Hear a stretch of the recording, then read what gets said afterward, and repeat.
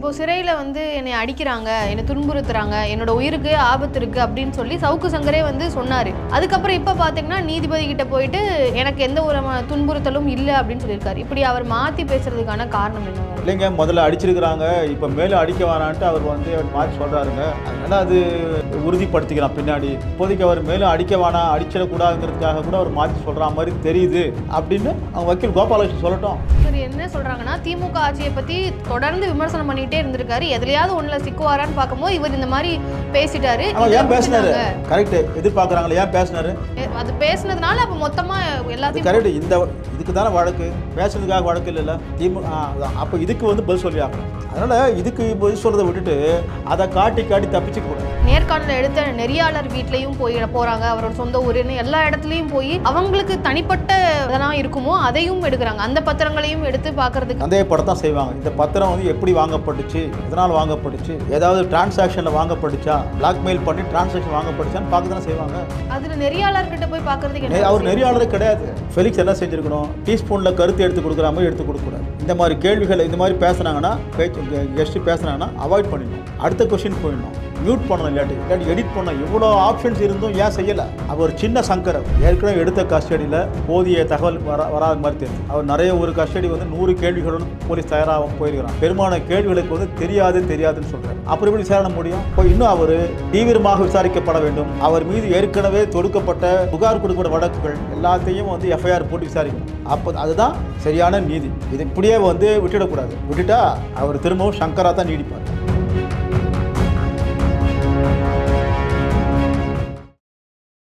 வகை தமிழ் நேயர்களுக்கு வணக்கம். இன்று நம்ம நேர்காணலில் நம்மோடு இணைந்திருக்கிறார் தோழர் பாஸ்கர் அவர்கள். வணக்கம் சார். இப்போது சவுக்கு சங்கர், யூடியூபர் சவுக்கு சங்கர் அவர்களை வந்து கைது பண்ணியிருக்காங்க. இப்போ குண்டா சட்டமும் பாய்ந்திருக்கு. இப்போது அப்புறம் மாற்று கருத்து இருந்ததுக்காக இப்படி ஒரு குண்டா சட்டம் நியாயமா? இல்லை, அவர் மேலே குண்டாஸ் ஆக்ட் போட்டது என்பது ஹேபிச்சுவல் அஃபெண்டராக அவர் நடந்து கொள்கிறார். கிட்டத்தட்ட கடந்த ஒரு ஆண்டுக்கு மேலாக 1.5-2 ஆண்டுகளாக வந்து நீதித்துறையில் இருக்கக்கூடிய பெண்களை பற்றி ஆபாசமாக பேசுறது, ஊடகத்தில் இருக்கிற பெண்களை பற்றி ஆபாசமாக எழுதுறது, கிசுகிசுப்பாண்டில் எழுதுறது, ஒருத்தருடைய கண்ணிய குறைவுக்கு எதிராக எழுதுறது, இதில் அதிகமாக அவரால் பாதிக்கப்பட்டது அந்த வகையில் பெண்கள். அப்போது இதுக்கு அப்பாற்பட்டு கண்டபடி அவதூறு பண்ணுறது மற்றவங்கள. அப்போ இப்படி வந்து தொடர்ச்சியாக செய்யும்பொழுது, மிரட்டுறதாகவும் மற்றபடியாகவும் அவர் செய்யும்பொழுது எவ்வளோ நாளைக்கு வந்து அதை அப்படி பொறுத்து நிற்பாங்க? அப்போ அவர் வந்து இந்த ஒரு கேஸுக்காக மட்டும் இல்லை, தொடர்ந்து அவர்கிட்ட இருக்கக்கூடிய யாருக்கு போடுவாங்க குண்டாஸ் ஆக்டு, ஹேபிச்சுவல் அஃபெண்டர் தான் போடுவாங்க. இது ஒரு விஷயம் கிடையாது. அவர் மேலே ஏகப்பட்ட வழக்குகள் நீங்கள் பதியறது வந்து என்ன அர்த்தம்? பல வழக்குகள் வந்து விசாரிக்கப்படாமலேயே அவர்கள் செல்வாக்கால் நிறுத்தி வைக்கப்பட்டிருக்குது. இப்போ தான் சந்தியா ரவிசங்கர் வந்து 2018 கொடுத்த கேஸை புதுப்பிக்கிறாங்க. 6 வருஷமாக இவர் பிளாக் பண்ணி வச்சுருக்காரு, விசாரிக்க விடாமல். அந்தளவுக்கு அவருக்கு செல்வாக்கு உண்டு. அதிகார வர்க்கத்துக்கு செல்வாக்கை பயன்படுத்தி விசாரிக்க விடாமல் தடுக்கிறார். அது மாதிரி ஏகப்பட்ட ஊடகத்துறையில் பாதிக்கப்பட்ட பெண்கள் 2 முறை 3 முறை கமிஷன் கம்ப்ளைண்ட் கொடுத்துருக்குறாங்க, ஒன்றும் நடவடிக்கை எடுக்கலை. அப்போ அந்த வகையில் அவர் ஹேபிச்சுவல் அஃபெண்டராக இருக்கிறதால தவிர்க்க முடியாமல் குண்டாஸ் ஆக்ட் போடுவாங்க. சரி, இப்போ ஒரு கேஸ் வந்து பெண் காவலர்களை பற்றி அவதூறாக பேசினாருன்னு சொல்லி கேஸ் போட்டிருக்காங்க, ஓகே. ஆனால் கஞ்சா வழக்கு அப்படிங்கிறது வந்து ஜோடித்த வழக்கு மாதிரி இருக்குது அப்படின்ற கருத்து இருக்குது. இல்லை, கஞ்சா எடுத்தாக சொல்லப்படும் பொழுது கஞ்சா புகைப்பதற்கான கருவியும் அவர் வீட்டில் இருந்தாக கைப்பற்றப்படுவதாக வருது. அடுத்து கஞ்சா இருக்கக்கூடிய சிகரெட்டுகளும் கைப்பற்றப்படுது. ஒரு 1/2 கிலோ 1/4 கிலோ ஒரு பாக்ஸில் வச்சுட்டு எடுப்பாங்க, ஜோடிச்சுன்னு சொல்லலாம். அப்போ மெனக்கெட்டு போலீஸ் ஸ்டேஷனில் வந்து போலீஸ் வந்து கஞ்சா போட்டு சுருட்டி வச்சுட்டு சிகரெட்டை கொண்டு போய் வைக்க முடியுமா? மெனக்கெட்டு கருவியை கொண்டு போய் கரெக்டாக அங்கே வைக்க முடியுமா? அப்போ ஏதோ ஒரு வகையில் அந்த பழக்கம் அவருக்கு இருக்கிறதுங்கிறத காட்டுது. அப்போ வெளியே வந்து கஞ்சா எடுத்தாங்க அந்த விஷயம் மட்டுமே வெளியே ஃபோக்கஸ் ஆகிறதால இந்த குறிப்பிட்ட விவரங்களுக்குள்ளே நுழையாமல் இருக்கிறதால போய் கேஸ் போடணும்னு நினைக்கிறாங்க. சரி, ஒன்று. ரெண்டாவது, அவர் என்ன கேட்கணும்? கஞ்சா வழக்கு என் மேலே போடுறதா இருந்தால் என்னை டெஸ்ட் பண்ணுங்கன்னு கேட்கணும். டெஸ்ட் பண்ணணும். அப்போ இன்னும் உறுதியாகிடும். எத்தனையோ ஒலிம்பிக் விளையாட்டு வீரர்களை வந்து டெஸ்ட் பண்ணி பதக்கத்தையே பிடுங்குறாங்க. அப்போ இவருக்கும் டெஸ்ட் பண்ணணும். டெஸ்ட் பண்ணால் முடிஞ்சிடும். ஆனால் அவர் நீதித்துறையில் நீதிபதிகிட்ட சொல்கிறது என்னதுன்னா, எனக்கும் அந்த கஞ்சாக்களுக்கும் சம்மந்தம் இல்லை. அதான் அவர் நிரூபிக்கிறதுக்கு ஒன்று நீதிபதி வந்து டெஸ்ட்டுக்கு அனுப்பணும், இல்லை அவர் தனக்கு டெஸ்ட்டு கேட்கணும். பிளட்டில் ஆல்கஹால் இருந்ததுன்னா, பிளட்டில் இந்த ட்ரக்ஸோட விஷயம் இருந்துச்சுன்னா, பிளட்டில் என்ன கலந்துருக்குதோ அது தெரிஞ்சிடும். செத்து போனவங்களுக்கே தெரிஞ்சிடுது. அப்போ ஈஸியாக கண்டுபிடிச்சிடலாமா? ஏன் அந்த பிரச்சனை? அப்போ எடுத்தது வந்து டெஸ்ட்டில் தெரிஞ்சிச்சுன்னா அவர் மேலே போட்ட கேஸ் பொய்ன்னு சொல்லலாம், இல்லாட்டி உண்மைன்ற மாதிரி ஆகிடும். அப்போ நம்ம கேட்க வேண்டியதே வந்து அவரை டெஸ்ட் பண்ண சொல்லி கேட்கணும். சார், இப்போ நாம் தமிழர் கட்சியோட தலைவராக இருக்கட்டும், அதிமுகவோட எடப்பாடி பழனிசாமியாக இருக்கட்டும், எல்லாருமே வந்து என்ன சொல்கிறாங்கன்னா, ஒரு மாற்று கருத்து இருக்கிறது வந்து அதுதான் ஜனநாயகம். மாற்று கருத்து இருக்கிறதுனால தான் வந்து இப்படி இவருக்கு மேலே இப்படி அரசாங்கம் வந்து அதிகாரத்தை பயன்படுத்தி இவ்வளோ தூரம் அநியாயம் பண்ணிட்டாங்க அப்படின்ற மாதிரி சொல்கிறாங்க. ஸோ இதை எப்படி பார்க்குறீங்க? மாற்று கருத்து தானே அவர் இருக்கிறது வந்து மாற்று கருத்து கிடையாது. அவர் பேசுகின்ற கருத்துக்கள் எல்லாமே சட்டத்துக்கு விரோதமான கருத்துக்கள், பெண்களுக்கு எதிரான கருத்துக்கள், அப்புறம் போராடுவனுக்கு எதிரான கருத்துக்கள். இதுதான் அவர் ஸ்ரீமதி விஷயத்தில் தெரிஞ்சது, பெண்களுக்கு எதிரான கருத்துக்கள். இப்போ கைதானது கூட பெண் காவலுக்கு எதிரான கருத்துக்கள். அப்போ பெண்களுக்கு எதிரான கருத்துக்களை சட்டத்துக்கு விரோதமாக ஐநா மனித உரிமை விஷயத்துக்கு எதிராக எல்லா வகையிலும் ஒரு பெண்களுக்கு விரோதமான கருத்துக்களை சொல்கிறார். இது எப்படி மாற்று கருத்து சொல்ல முடியும்? ஒன்று. அடுத்து ஸ்டெர்லைட் துப்பாக்கி சூட்டில் இறந்தவங்க விஷயமாக அவதூறாக பொய்யாக சொன்னார். அது எப்படி மாற்று கருத்து? மூணாவது, ராம்குமாரோடைய கொலையை தற்கொலைன்னு சொன்னார். அது எப்படி மாற்று கருத்து சொல்ல முடியும்? மனித உரிமை ஆணையமே, தமிழ்நாட்டு மனித உரிமை ஆணையமே நஷ்டஈடு கொடுக்க சொல்லிடுச்சு. அப்போ அது கொலைன்னு தான் ஆகுது. நாலாவது, ஸ்ரீமதி விஷயம். அதே மாதிரி முதலமைச்சரும் பேரறிவாளனுக்கு கை கொடுக்குறாரு, அது தப்புன்னு சொல்கிறாரு. அப்புறம் ஈழ அகதிகள் பற்றி சிறப்பு முகாம் பற்றியும் பொய்யான அவதூறாக பேசுகிறாரு, எழுதுகிறாரு. இதெல்லாம் எப்படி இதெல்லாம் மாற்று கருத்தா? இது எல்லாமே சட்டத்துக்கு விரோதமான, மனித குலத்துக்கு விரோதமான கருத்துக்கள் தான் நம்ம முடிவெடுக்க முடியும். சார், இப்போ பெண் காவலர்களை பற்றி அவதூறாக பேசினாருன்னு சொல்லி தான் கைது பண்ணியிருக்காங்க. பெண் காவலர்களையே வந்து அவர் எங்கே போனாலும் அவரோட பாதுகாப்புக்கு பெண் காவலர்களை தான் அனுப்புகிறாங்க. இது வந்து ஒரு தண்டனையாக பார்க்கப்படுது, சரி. ஆனால் அவரை வந்து ஃபோட்டோ எடுக்கிறதோ, இல்லை அந்த ஃபோட்டோ எடுக்கிறத இன்னொருத்தவங்க ஃபோட்டோ எடுத்து இந்த மாதிரி நெட்டில் ஷேர் பண்ணுறது எந்த அளவுக்கு நியாயம்? இது தேவையா? இல்லை, அது வினய விதத்தை வினையாக இருக்கிறாங்க. அது அவர் முறையாக என்னுடைய ப்ரைவசி பாதிக்குது, இதை செய்யக்கூடாதுன்னு கோர்ட்டில் கேஸ் போடணும். வேணும்னே பண்ணுற மாதிரி இல்லையா? அது எதற்காக அப்படி பண்ணணும்? இல்லை, அதுதான். அதாவது ஏற்கனவே ஒரு குறிப்பிட்ட தவறை வந்து செஞ்சவர் நியாயப்படுத்தும் பொழுது நியாயப்படுத்தினவர் தான் அவர். இன்றைக்கி அதே தான் அடுத்தவன் நியாயப்படுத்துகிற மாதிரி அவங்க செய்கிறாங்க. சார், இப்போது சவுக்கு மீடியாவை வந்து முடக்கணும் அப்படின்னு சொல்கிறாங்க, ரெட்பிக்ஸ் மீடியாவையும் முடக்கணும்னு சொல்கிறாங்க. எதற்காக அந்த நிறுவனத்துக்கு போய் கேமரா, லைட்டு, அங்கே இருக்கக்கூடிய கம்ப்யூட்டர்ஸ் எல்லாத்தையுமே எடுத்துகிட்டு வர்றதுக்கான காரணம் என்ன? இல்லை, கேமரா அதெல்லாம் எடுத்தது எல்லாமே ரெட்பிக்ஸ் நிறுவனம் தான். ஏன்னா அந்த வீடியோ வேறு அந்த மாதிரி வீடியோ இருக்குதா இல்லையான்னு வந்து ஒரு பக்கம் செக் பண்ணிக்க வேண்டியிருக்குது. அப்புறம் ரா ஃபுட்டேஜ் எதாவது இருக்குதா இல்லையான்னு செக் பண்ண வேண்டியிருக்குது. அப்புறமா ஒரு பெண், ரொம்ப பாதிக்கப்பட்ட ஒரு பெண் பேசுகின்ற ஆடியோ, ரெட்பிக்ஸ் நிர்வாகத்தை சேர்ந்தவங்க தங்கிட்ட மோசமாக நடந்துனதை பற்றி துபாயிலிருந்து அந்த பெண் அழுதுகிட்டே பேசுகிற மாதிரி ஒரு ஆடியோ வந்திருக்குது. இது உண்மை, இது பொய்யின்று ரெட்பிக்ஸ் நிர்வாகம் சார்பாக எந்த அறிக்கையும் வரல. இப்படி நிறையா இருக்குதோ அப்படிங்கிற ஒரு வகையில் இதை முதல்ல அம்பலப்படுத்திய வெளியில் விட்ட மாரிதாஸும் சொல்கிறார். மாரிதாஸ் சொல்கிறது தப்பு அப்படின்னு இவங்க யாரும் சொல்லலை. மாரிதாஸ் ரிலீஸ் பண்ணிவிட்டு என்ன சொல்கிறாருன்னா, இதுக்கு ரெட்பிக்ஸ் நிறுவனம் சார்பாக விளக்கம் கொடுக்கணும், அப்படி இல்லாத பட்சத்தில் நான் மேலே ரிலீஸ் பண்ணுவேன்னு அவர் சொல்லி சில நாட்கள் ஆகுது. அப்போ இப்படிப்பட்ட மோசமான ஒரு விஷயத்தில் இருக்கும் பொழுது அப்போ கவர்மெண்ட்டு, போலீஸு அதெல்லாம் எடுக்க தான் செய்யும். அது எடுக்கிறது தப்பா, எங்கள் தொழில் நடத்த முடியாமல் கஷ்டப்படுறோமே அப்படின்னு சொல்லி கோர்ட்டில் கேஸ் போட்டு ஆர்டர் வாங்கட்டும், கோர்ட் பார்த்துக்கிட்டோம். இப்போது சிறையில் வந்து என்னை அடிக்கிறாங்க, என்னை துன்புறுத்துறாங்க, என்னோட உயிருக்கு ஆபத்து இருக்குது அப்படின்னு சொல்லி சவுக்கு சங்கரே வந்து சொன்னார். அதுக்கப்புறம் இப்போ பார்த்தீங்கன்னா நீதிபதி கிட்ட போயிட்டு எனக்கு எந்த ஒரு துன்புறுத்தலும் இல்லை அப்படின்னு சொல்லியிருக்காரு. இப்படி அவர் மாற்றி பேசுறதுக்கான காரணம் என்னவா இருக்கும்? ஒன்று, ஏதாச்சும் காவல்துறையிலேருந்தே இப்படி சொல்லுங்கன்னு சொல்லியிருப்பாங்களா? இல்லை அவர் சொல்லியிருக்க வாய்ப்பு. ஏன்னா அவர் மேலும் தாக்குதலேருந்து தப்பிக்கிறதுக்காக இப்போ இந்த மாதிரி கூட மாற்றி சொல்லியிருக்கலாம். அது உறுதிப்படுத்தணும். அப்போ உண்மையாக காவல்துறையில் அவளை அடிச்சிருக்காங்களா? இல்லை, அதான் அடித்தாங்கன்னு முதல்ல அவர் சார்பு வக்கீல் சொன்னாங்க. வெளியே கூட சில மனித உரிமை ஆர்வலர்கள் அறிக்கை கொடுத்தாங்க.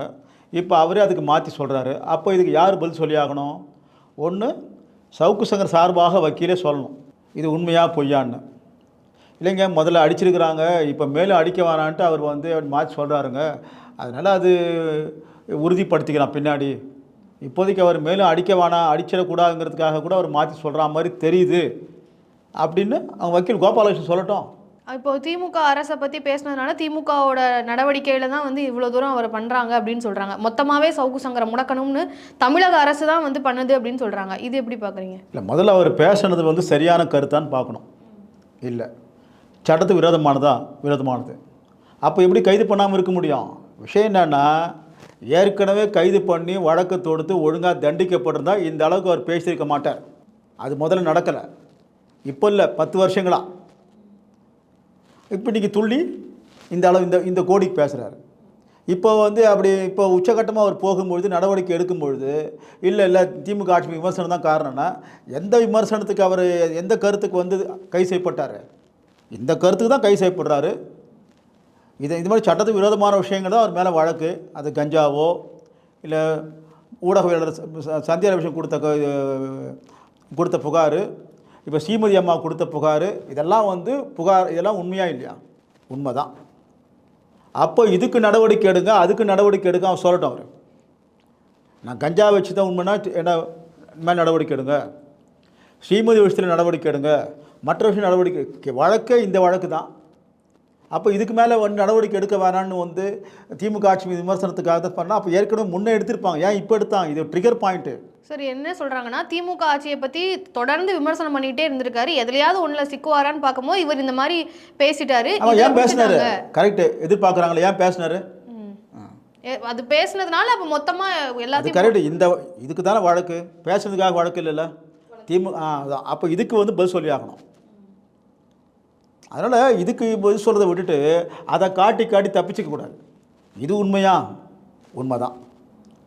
இதுக்கு ஏற்கனவே இப்போ புது வழக்குகளான ஏற்கனவே இருக்கிற வழக்குகள் தூசி தட்டப்படுது. அப்போ தூசி தட்டப்பட வேண்டிய அளவுக்கு அதில் பொய் வழக்குகளா? அது அப்படி சொல்லட்டும். அப்படி சொல்லலையே. சந்தியா விஷயம் வழக்கு பழசு, சில ஸ்ரீமதி விஷயம் பழசு, சில ஊடகவியலாளருடைய விஷயம் பழசு, ராம்குமார் விஷயம் பழசு. அதெல்லாம் புதுசாக ஒன்றும் இல்லையா? சார், புதுசாக தூசி தட்டப்படுற விஷயங்கள் இருக்கட்டும், ஆனால் புதுசாகவே ஒவ்வொரு மாநிலத்திலையும் ஒவ்வொரு மாவட்டத்திலையும் மதுரை, கோவை, திருச்சின்னு எல்லா மாவட்டத்திலையும் ஒரே கேஸுக்காக வழக்குகள் போடப்பட்டுட்டே இருக்குது. அப்போ இதான் சமயம்னு சொல்லி எல்லாரும் கேஸ் போடலாம். அப்போ அவங்க அந்த அளவுக்கு பாதிக்கப்பட்டிருக்காங்க, அப்படி தான் புகார் கொடுப்பாங்க. அப்போ என்ன செய்யணும்னா, இது ஒரே புகாராக இருக்குது, ஒரே இடத்துல விசாரித்தா எனக்கு நல்லதுன்னு சொல்லி அப்படி ஒரு மனு தாக்கல் பண்ணட்டும். அந்த மாதிரி பல பேர் இந்தியா முழுக்க வழக்கு தொடுக்கப்பட்டு அப்புறம் ஒரே இடத்துல வழக்கு முடிக்கிறவங்களாம் இருக்கிறாங்க. அது மாதிரி முதல்ல நிறைய வழக்கு போட்டு முடிக்கிட்டோம். அப்புறமா அவர் ஒரே வழக்கு நிறைய இடத்துல என்னை விசாரிக்கிறதுக்கு கூப்பிட்றாங்க. அது சரியாக இருக்காது. அதனால் ஒரே இடத்துல மொத்த வழக்குகளும், இது தொடர்பாக மொத்த வழக்குகளும், அது ஒட்டுமொத்தமாக தன் மீதான எல்லா வழக்குகளும் ஒரே நகரத்தில் என்னை விசாரித்து முடிக்கட்டும்னு அவர் அப்படி மனு தாக்கல் பண்ணட்டும். அது மாதிரி சட்ட வாய்ப்புகளாக இருக்குது. ஏன் அதை அந்த சட்ட வாய்ப்புகளை அவர் ஏன் பரிசீலிக்க மாட்டேங்கிறார்? அவருக்காக ஏன் வெளியே பேசணும்? அவருக்கு வக்கீல்கள் இருக்கிறாங்க. எவ்வளோ காசு கொடுக்கறதுக்கும் வக்கீல்கள் இருக்கிறாங்களே. அவருக்கு வக்கீல் செலவெல்லாம் ஏற்பாடு பண்ணுறது எல்லாமே வேலுமணி தங்கமணி தான் பண்ணுறாங்க. 40-50 வக்கீல் கூட வராங்க. அப்புறம் ஏன் அதெல்லாம் செய்ய மாட்டேங்கிறாரு? கடைசி வக்கீல் சொன்னது பொய்ன்னு ஆகுதுல்ல. உள்ள சிறையில் அடித்தாங்கன்னு வக்கீல் சொன்னது பொய்யாகுது. அப்போ வக்கீல்கள் என்ன வேலை போட்டோம், எல்லாத்துக்கும் மனு தாக்கல் பண்ணட்டும். உள்ளே அடிக்கிறாங்களான்ற விஷயத்துக்கும் சரி, இது மாதிரி மாறி கேஸ் போட்டு என்னை அலைய வைக்கிறான்னு சொல்லிட்டு அதுக்கு ஒரு கேஸ் போட்டுட்டோம். அப்புறமா எங்கள் ஆஃபீஸ்லேருந்து சாதனங்கள் எடுத்துகிட்டு போகிறான்னு சொல்கிறேன்னா அதுக்கு ஒரு கேஸ் போட்டுட்டோம். கேஸ் போட்டு வெளியே வரட்டும், அங்கே நிரூபிக்கட்டும். சரி, இப்போ பார்த்தீங்கன்னா அது மட்டும் இல்லாமல் அந்த நேர்காணலில் எடுத்த நெறியாளர் வீட்லேயும் போகிறாங்க. அவரோட சொந்த ஊருன்னு எல்லா இடத்துலையும் போய் அவங்களுக்கு தனிப்பட்ட என்ன எதெல்லாம் இருக்குமோ அதையும் எடுக்கிறாங்க. அந்த பத்திரங்களையும் எடுத்து பார்க்கறதுக்கான அது தான் அது சந்தேகப்படத்தான் செய்வாங்க. இந்த பத்திரம் எப்படி வாங்கப்பட்டுச்சு, எதனால் வாங்கப்பட்டுச்சு, ஏதாவது டிரான்சாக்ஷனில் வாங்கப்பட்டுச்சா, பிளாக்மெயில் பண்ணி டிரான்சாக்ஷன் வாங்கப்பட்டுச்சான்னு பார்க்க தானே செய்வாங்க. அதில் நெறியாளர்கிட்ட போய் பார்க்குறதுக்கு அவர் நெறியாளரே கிடையாது. அவர் எடுத்து கொடுத்த கருத்துக்கள்லாம் இப்போது நெறியாளராக நீங்கள் இருக்கீங்க, கேள்வி மட்டும் கேட்டு நிறுத்திக்கிறீங்க. அதை தாண்டி உங்களுக்கு நான் பேசுகிற கருத்தை நீங்கள் டீஸ்பூனில் எடுத்து கொடுக்குற மாதிரி பேசலை. அப்போ ஃபெலிக்ஸ் என்ன செஞ்சுருக்கணும்? டீஸ்பூனில் கருத்து எடுத்து கொடுக்குற மாதிரி எடுத்து கொடுக்கக்கூடாது. ரெண்டாவது, இந்த மாதிரி கேள்விகளை இந்த மாதிரி பேசுனாங்கன்னா, கெஸ்ட்டு பேசுனாங்கன்னா அவாய்ட் பண்ணிடணும்.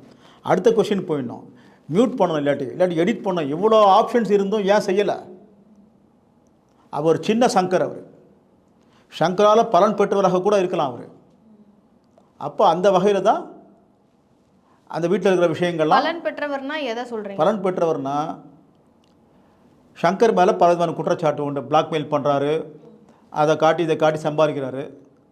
இது ஒரு பக்கம் அவர் சங்கர் பற்றி இப்படிலாம் இதனால் தான் சொத்து சேர்த்தாருன்னு சொல்கிறாங்க. சரி, இன்னொரு புறத்தில் சங்கரை தீவிரமாக ஆதரிக்கக்கூடிய தடா ரஹீம் ஒரு பேட்டியை சொல்கிறார்.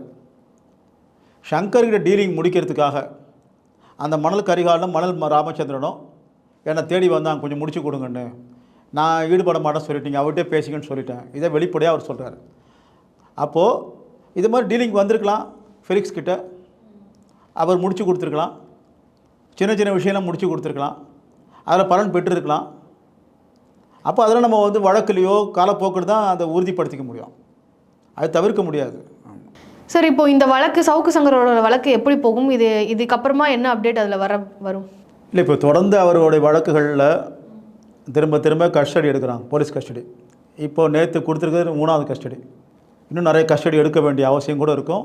ஏற்கனவே எடுத்த கஸ்டடியில் போதிய தகவல் வராத மாதிரி தெரியுது. அவர் நிறைய ஒரு கஸ்டடி வந்து 100 கேள்விகளோடு போலீஸ் தயாராக போயிருக்கிறாங்க. பெரும்பாலான கேள்விகளுக்கு வந்து தெரியாதுன்னு சொல்கிறாரு. அப்புறம் எப்படி விசாரணை முடியும்? திரும்ப கூட கஸ்டடி எடுப்பாங்க.